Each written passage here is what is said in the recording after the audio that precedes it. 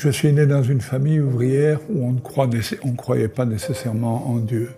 Les gens allaient à l'église, un peu comme aujourd'hui les gens jouent au loto. On ne sait jamais si c'est vrai, on peut gagner.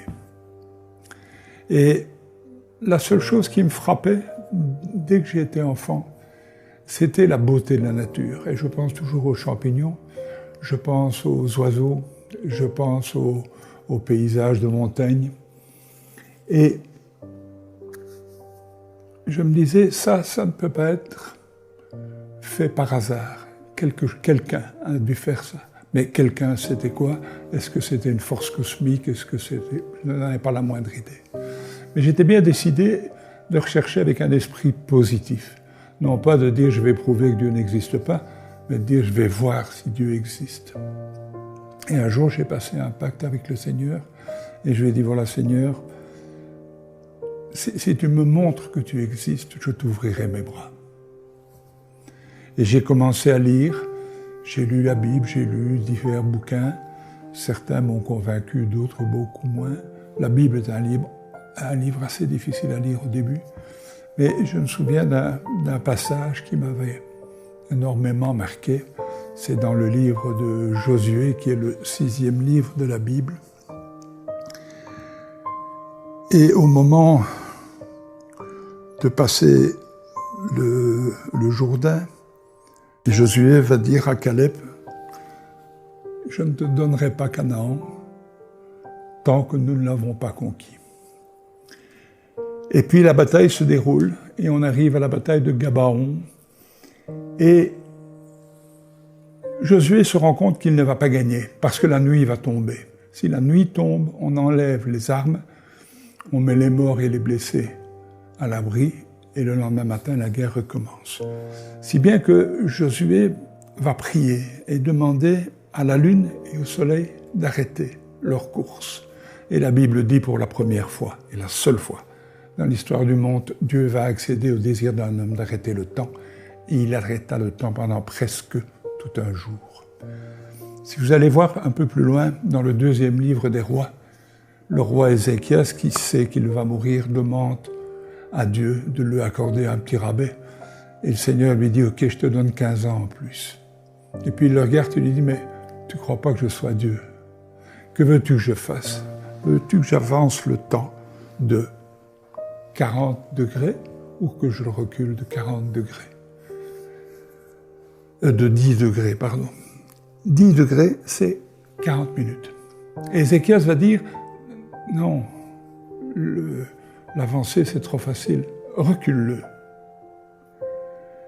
Si vous regardez le dictionnaire Larousse chez vous et que vous allez voir le mot calendrier, c'est avec surprise que vous allez lire, après avoir lu tout ce qu'on explique sur le calendrier, la dernière phrase qui dit « Et sur une période de 3 ou 4 000 ans, il y a une erreur inexpliquée de 24 heures. » Je n'ai pas prouvé que le Seigneur existait avec ça, mais j'ai prouvé qu'il y avait quand même de sérieuses raisons de penser que tout ça n'était pas un beau livre d'histoire.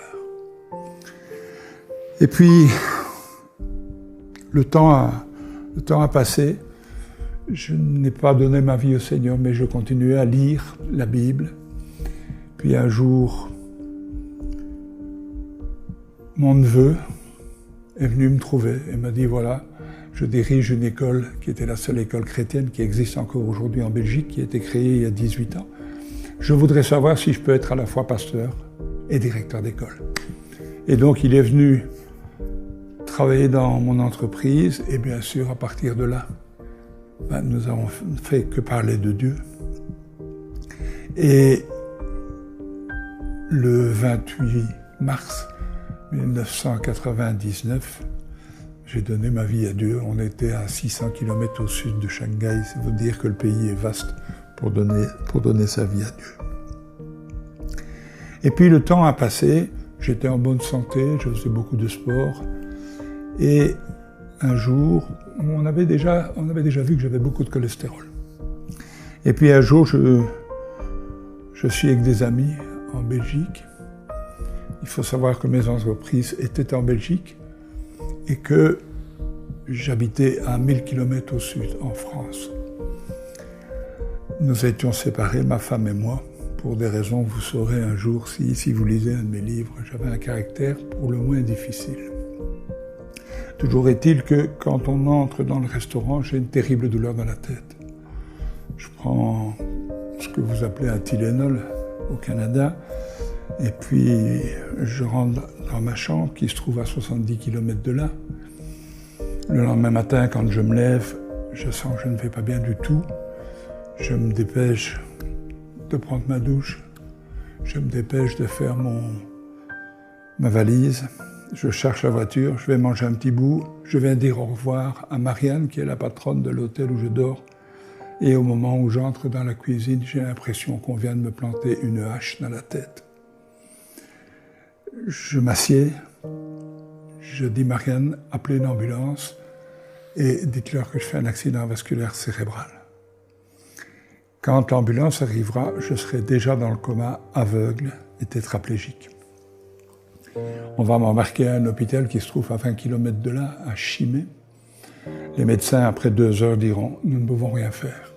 Ils envoient les examens par Internet dans un autre hôpital à Charleroi. Et à Charleroi, sur les 9 neurochirurgiens, il y en a 7 qui disent « c'est fini ». Et il y en a 2, dont une femme qui dit « minute, on va voir ». Et quand j'arrive, elle se fâche sur les ambulanciers en disant « vous ne voyez pas qu'il est en train d'étouffer ?» Et on me fait une trachéotomie sur le parking.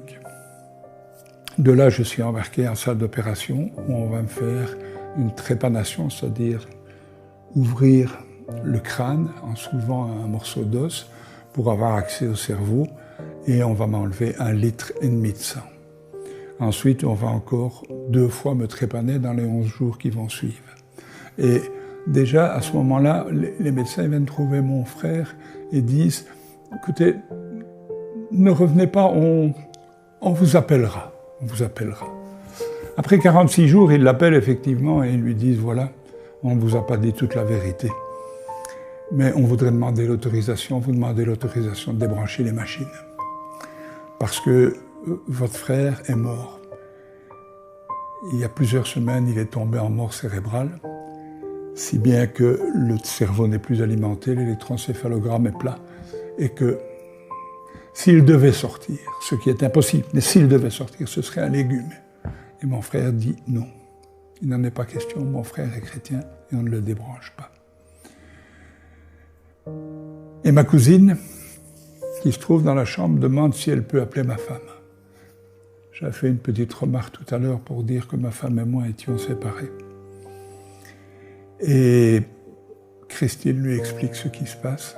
Elle prend le téléphone et elle me dit « Tu m'as toujours promis qu'on vieillirait ensemble. Tu m'as promis que tu ne me quitterais jamais. Tu m'as promis que tu serais toujours là pour me soutenir, pour me protéger. Et maintenant, tu veux partir. Il faut que tu reviennes, Guy. » Et à ce moment-là, les médecins constatent les larmes qui coulent de mes yeux et ils décident immédiatement de ne pas me débrancher. 5 jours plus tard, c'est-à-dire après 51 jours de coma, je sors du coma en 2 phases. La première phase, je n'ouvre pas les yeux, je prends conscience que je suis vivant. Je ne sais pas expliquer, je suis incroyablement heureux. Et à ma droite, je ressens une présence et je n'ai pas le moindre doute. Je ne sais pas que j'ai fait un coma, mais je sais qu'à ma droite, il y a le Christ. Et il me dit, tu crois me connaître, tu crois que je suis amour. C'est bien, mais je vais t'apprendre maintenant que je suis aussi douceur. Et à ce moment-là, j'ouvre les yeux, il y a un médecin avec un masque sur le dos, sur la bouche, et je lui dis, docteur, vous pouvez enlever votre masque, je vous ai reconnu. Et puis voilà, tout va bien.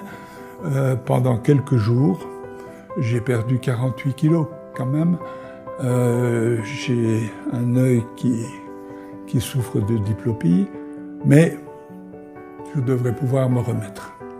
Seul problème, on découvre que j'ai des cavernomes au cerveau. Alors je ne vais pas entrer dans un cours de médecine, des cavernomes, ce sont des tumeurs.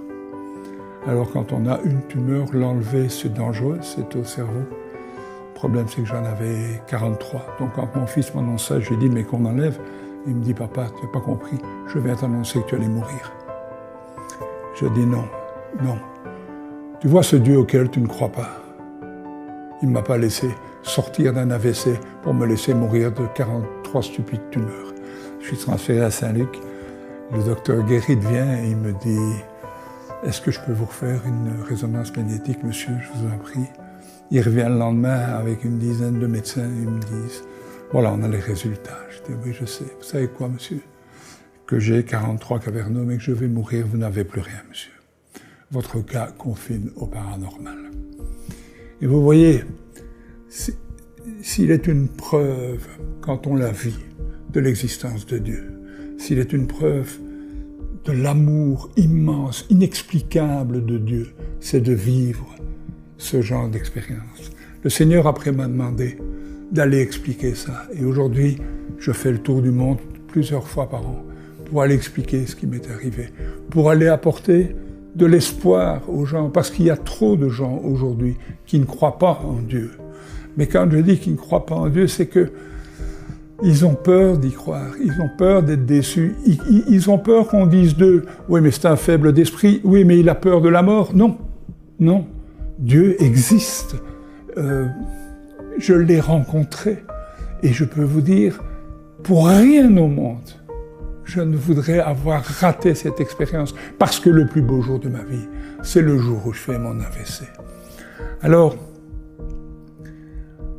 c'est pas compliqué de se rapprocher de Dieu. Dieu s'approche toujours de vous. C'est à vous de le laisser venir. Et vous verrez, à ce moment-là, vous allez faire une expérience extraordinaire. Mais vous pouvez aller vers le Seigneur. Vous avez les moyens. Vous allez sur le site internet d'enseigne-moi.com et vous verrez comment vous pouvez donner votre vie à Dieu. Donner votre vie à Dieu, ça ne veut pas dire signer une carte de parti et payer des cotisations. C'est pas ça. Donner sa vie à Dieu, c'est dire je te donne ma vie. Et je veux vivre avec toi parce que je sais que ma vie, elle ne s'arrête pas dans un stupide cimetière au bout de la rue du village. Eh bien voilà, chers téléspectateurs d'enseigne-moi.com, le moment est venu, si vous le désirez, de donner votre vie à Dieu. Ça ne doit pas se faire dans un grand cérémonial, vous ne devez pas être dans une grande église, vous ne devez pas être entouré de 3000 personnes. Vous pouvez le faire seul, avec votre mari, avec votre mère, avec votre fils. C'est tout simple. Vous allez prendre un engagement.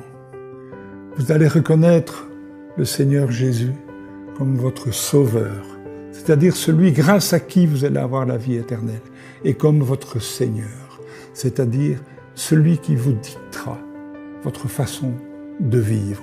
Ce n'est pas facile, mais ça l'est beaucoup plus que nous ne l'imaginons. Il va falloir renoncer à ce qu'on appelle le péché. Il va falloir renoncer au petit péché. Il va falloir absolument renoncer à tout ce qui ne plaît pas au Seigneur, et vous remarquerez qu'un enfant, dès sa naissance, sait ce qui ne plaît pas au Seigneur. Alors, je vous demande de répéter après moi. Père éternel, je veux te prier dans le nom de Jésus. Père éternel, je sais que tu as donné ton Fils pour que nous ayons la vie sauve. Je sais que dans ma vie, sans en être conscient, j'ai contribué à ce que ton Fils soit crucifié. Mais je sais que grâce à sa crucifixion, à son sacrifice et à son sang, je suis sauvé et j'ai la vie éternelle. Je veux prendre l'engagement, avec ton aide, dans le nom de Jésus, de mener une vie digne de toi. Amen.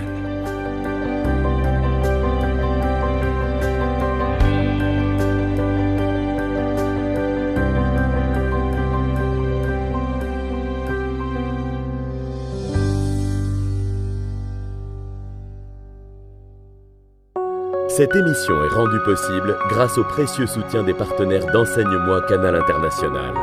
Retrouvez tous nos programmes sur emcitv.com.